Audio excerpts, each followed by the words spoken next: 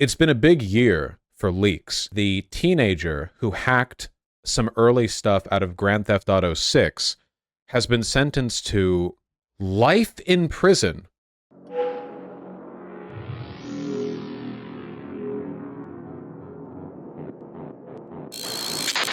Hospital prison, which seems to me to be a bit excessive for hacking and releasing info on a game, but, you know, a British judge ruled on Thursday that Aaron Cortage is a high risk to the public because he still wants to commit cybercrimes. I think he said that once he gets out, he was going to keep hacking, and apparently the judge took that irreverent comment quite seriously. Since Cortage has autism and was deemed unfit to stand trial, the jury was asked to determine whether he committed the acts in question, not whether he did so with criminal intent. During Thursday's hearing, the court heard Cortage had been violent while in custody with dozens of reports of injury or property damage. A mental health assessment also found that Cortage continued to express the intent to return to cybercrime as soon as possible. He's required to stay in hospital prison for life unless doctors determine he's no longer a danger.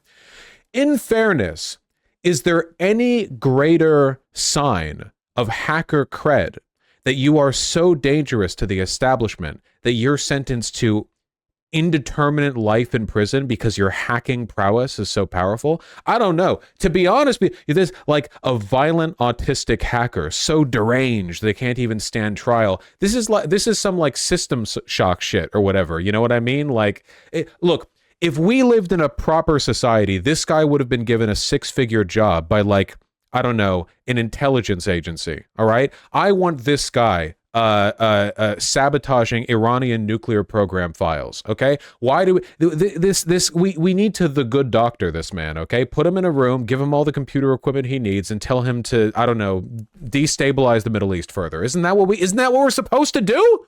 This is some watchdog shit. Yeah, seriously, I've never heard of life in. I wonder if it's more because of the autism thing. I don't really know, but just the idea of indefinite hospital prison for wild stuff. Absolutely wild. He hacked the GTA 6 stuff from an Amazon Fire Stick in a hotel because he was already banned from accessing technology. Okay, so he's just that good. Literally, it's like what? It's literally like a hacker in a video game where if you give him, like, I don't know, if you give him like a control panel that opens a door, he can be like, and then he can like deactivate the security cameras. Like, sure, dude, whatever. Yeah, give him a job at the CIA. Okay, that man needs to be destabilized in the Middle East. Okay, this guy should be setting up hitman tier kills on the Ayatollah or whatever. Okay, this should be some like the Ayatollah is descending a staircase and the lights go off and he falls because, like, you know, 8,000 miles away he's like, you know, typing on 6 monitors or whatever. Give the man a job is what I'm saying. They would never tell the public about that, but that's absolutely what they're doing. Yeah, you think, because they wouldn't announce that. So like the day 2 of that guy in hospital prison, you know, a guy in a suit shows up and sits down in front of him and asks him, you know, does the whole like good guy interrogator thing, you know, do you want to serve your country? Do you want time out? Basically gets like the Suicide Squad opening bit, you know, where it's like, okay, we have a job for you. We'll suspend your sentence. Okay. So that's funny. Also very sad, but okay. There was something else that I wanted to talk about a little bit more substantially, though, and it's this. So just a few days ago, there was a massive leak of Insomniac games. Now, sometimes I think that leaks are funny. Sometimes I don't. I don't actually think this one was funny because a huge amount of employee data was leaked, which I think is cringe. You know, a lot of that sucks. Yeah, this is pretty bad. So not going to be blasé about that. However, we did get some information from this leak that I am glad was released publicly. You know, some of this is actually pretty important. Okay. Now, who here has played an Insomniac game? You know, the Spider-Man games. Well, raise your hand.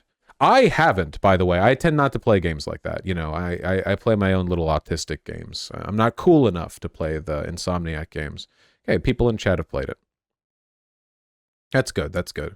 I played the old Ratchet and Clank games. Did you? Okay, well, I've got bad news for you, dipshit. You didn't buy enough copies. Ratchet and Clank Rift Apart was a net loss. 2.2 million sales was not enough to recoup its $81 million budget. Though it is possible that since sales continue, it may have recouped its losses now at this point.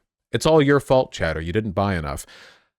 I've railed before against AAA games because I think that AAA games are wasteful and inefficient. As we see AAA blockbuster movies and video games budgets increase time and time and time again, and very little actual increase in the quality of these products, you really have to ask yourself, look at this.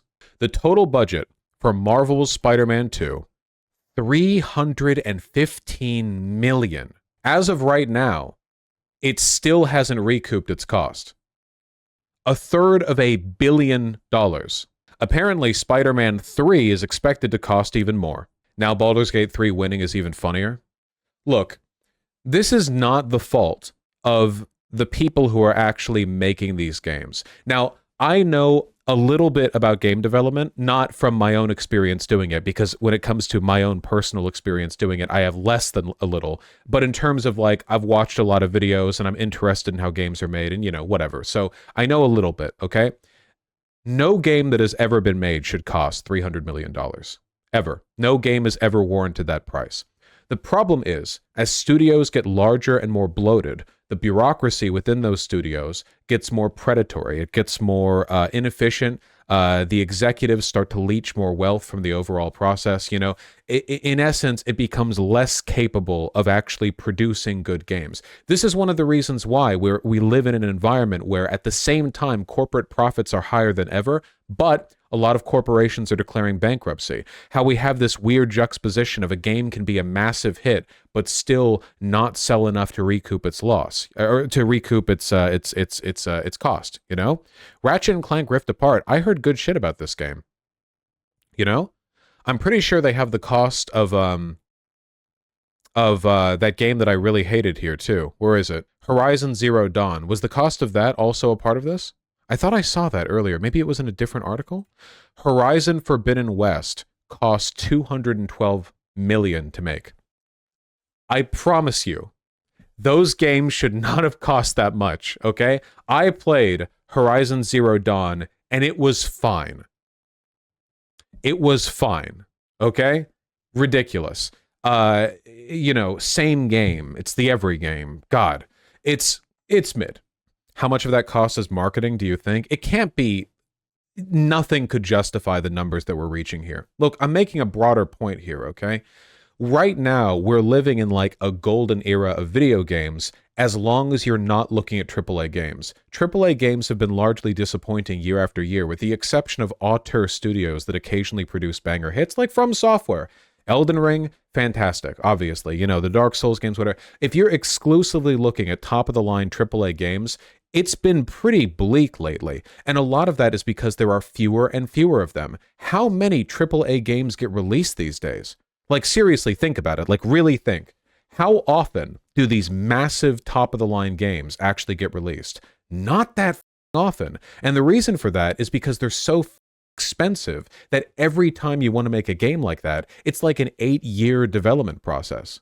It takes so long and so much money to make these games. And then you take a look at what are people actually playing? What actually excites people? What has a lot of cultural impact? Obviously, Baldur's Gate 3, really good game. And also, given its price tag, 100 mil, somebody in chat said, that's a AAA game, Maybe some people would say high end of AA, very expensive AA. It seems to me like a AAA game. It's very good. Good game, Lethal Company outsold COD. See, that's the nice thing, I think, about indie games, right? Unlike, say, indie movies or indie TV shows, because indie games have a kind of iterative mimetic culture around them. You can have stuff break out in popularity in ways that it's not really possible elsewhere, It just seems to me like AAA games have to justify their price, so they make games that are the most expensive type of game to make. You know what I mean?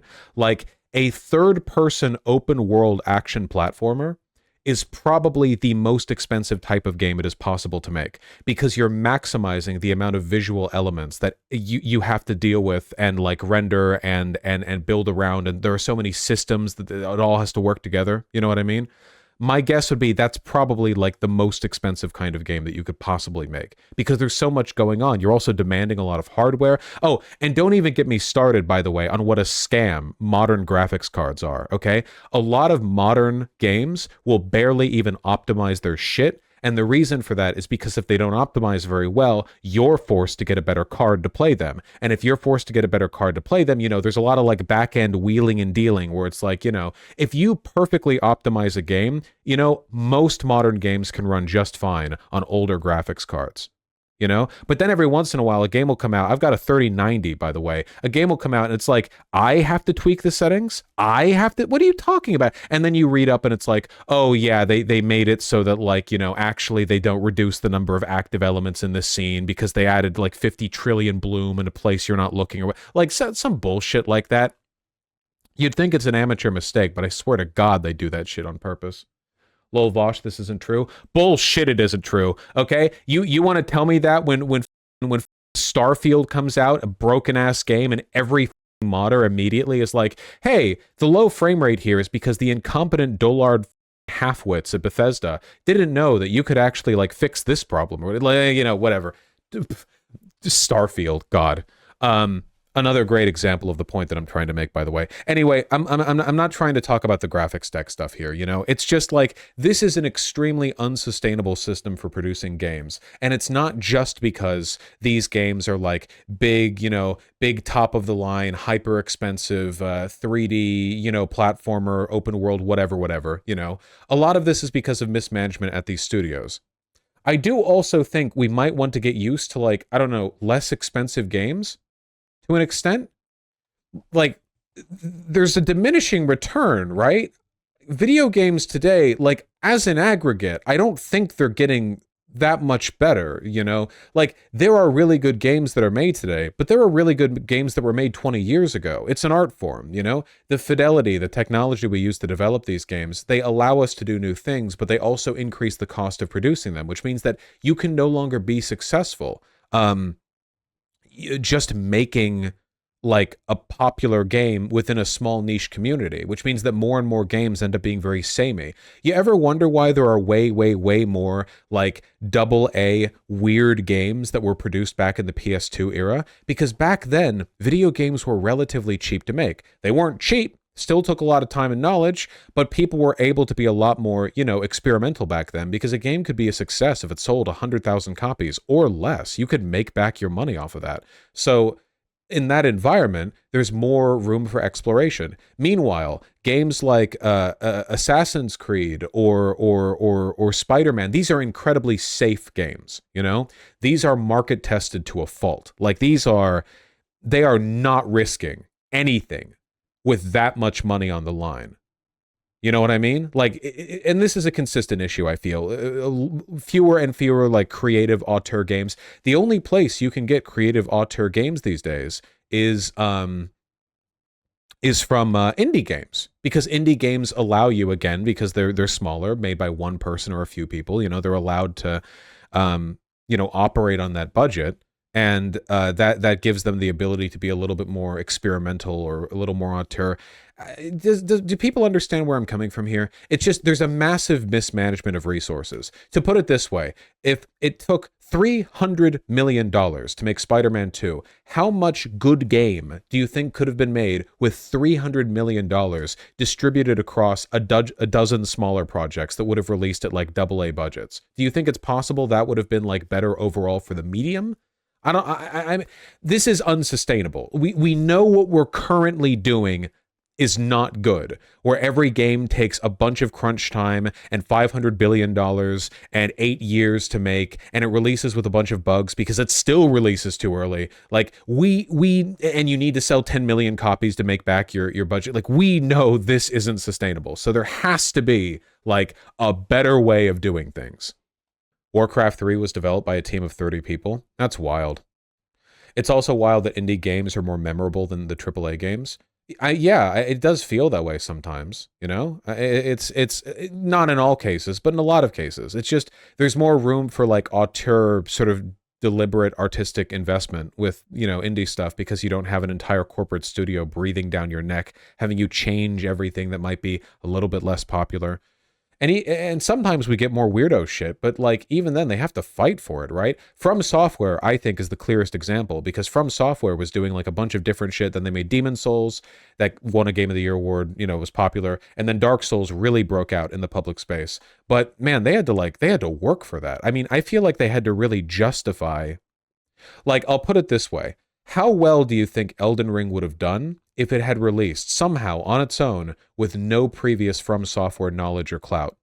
Because I genuinely don't know if it would have done that well. It's a very expensive game to make, so they would have needed to sell quite a bit. But without the previous introduction into that style of game, wouldn't a lot of people have just started it up, gone, what the fuck is going on? Nobody's talking to me. What's happening? Why do I die in 2 hits? Goodbye. And not really cared? Because there are masterpieces that were made like 20 years ago that people kind of turned off from because they're, you know, hidden gems. I don't know. It feels a little bit grim, I guess. The idea of like there not really being a good relationship right now between like quality, money invested, profitability, and creative clout, I guess. Carpenter's The Thing was panned on release. Yeah, yeah. I just think it's a waste of resources, Roy Omega. I like video games, you know? Although a lot of video games kind of suck to play these days, I'm not going to lie. Like it feels like every every AAA video game has to be open world. They all have to have a bunch of like bullshit collectibles or mini games spread out across the map to justify their massive map, when 95% of the time the massive map doesn't actually serve the gameplay. It's just like stuff to walk between while you're doing the mission. Nobody does campaigns or story missions anymore. It's just like, here's a big world, but that's a lot more expensive. So you're doing something that costs more. Do people really like massive open worlds that much more? Like, I know they do, but personally, nowadays, when I start up a game and there's a massive open world, I tend to think like, ugh, you know, like I think like, okay, because now I think like, okay, like, yeah, this is the set of like quests that are actually interesting with the cutscenes and the dialogue and and this is all the like stuff that'll make my character marginally more powerful. And it feels like, you know, little miniature Skinner box shit. And a lot of these games aren't even interesting when you engage with those like, you know, side challenges or side content. They tend not to be that challenging because if they were that challenging, they wouldn't be worthwhile. I think this is one of the reasons why people really enjoyed Baldur's Gate 3, because in Baldur's Gate 3, there isn't really an open world. You're funneled through pathways that have constant stuff to do, and the side content is often just as well developed as the main content in terms of like dialogue or intrigue or interest or interesting stuff to find. It's not like you have one main line to go and then there's a bunch of side stuff where it's like, oh, you can find like 10 gold or what, like, you know, even if you're playing for the story, you want to explore as much as you can. So we're seeing convergent evolution in games, lol, like every game is evolving to just be Skyrim. It really feels that way, yeah. But is that what people want? Because I got tired of Tears of the Kingdom, you know? I got tired. Like, when I see stuff like this, it just exhausts me. I have bought the game Spider-Man 2. Editor's note, I haven't actually, and I never will. But like, okay, this where it's a map of New York. All right, yep, there's the icons, gonna go there. How different do you think this icon is to this icon is to this icon is to this icon? These are probably like, you can do Peter Parker like snapshots. That's cool, I guess. I mean, I'm sure they're not like super bad. I'm not gonna argue that these are all like totally worthless. It's just, just every game is like this. I never played the Infamous series. I guess it's just games kind of like operate on a scale to me of how well does it take up my time versus how much of this am I going to remember fondly. And there are games that I've played that have taken up my time in a really engaging way. Roguelikes, for instance, do a really good job of that, you know?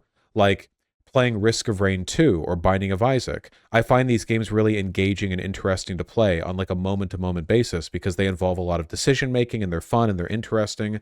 But how much of it do I remember after the fact? Not that much. It deliberately blurs all together, right? That's a roguelike for you. But there are some things in games that I will remember probably forever. There are parts of Banjo-Kazooie, the original BioShock, Undertale, to use a pretty common example, where a Baldur's Gate 3 or their previous game, Divinity Original Sin 2, where there are lots of moments from those games that I'll remember forever. There are so many moments from the Dark Souls games and Bloodborne, Sekiro, and Elden Ring that I will remember forever. not just because it filled up the time or whatever, but because there's not really like, there's nothing in my brain that can replace the experience of me fighting Slave Knight Gale for the first time. That is like a permanent memory. When I have a really good run in a roguelike, you know, that was fun, sure. But when I play another run in that roguelike, it's like, okay, well, that was fun. You know, I'm not going to remember individual runs unless something really wacky happens. And usually that's what it is. Wacky. Something unique or interesting happens, but it's not like a profound emotional experience. It's just like a unique set of circumstances lined up to give me something memorable. But I would remember that as like, oh, that was funny. Like, what a weird run kind of way. But with like parts of Dark Souls or Undertale or whatever, those exist as distinct memories in my head that I have feelings for. Nier Automata as well. Yeah, 100%. Does everyone understand what I'm getting at here? I feel like games right now are spending enormous amounts of money at the AAA level to maximize the quality of the engagement and not the quality of the like distinct, memorable, emotional experiences that I think are kind of the coolest part of consuming art. I'm not saying that should be all you do. Like every game should be like, you know, what's the game where you walk around and all your crazy family members are dead? Dear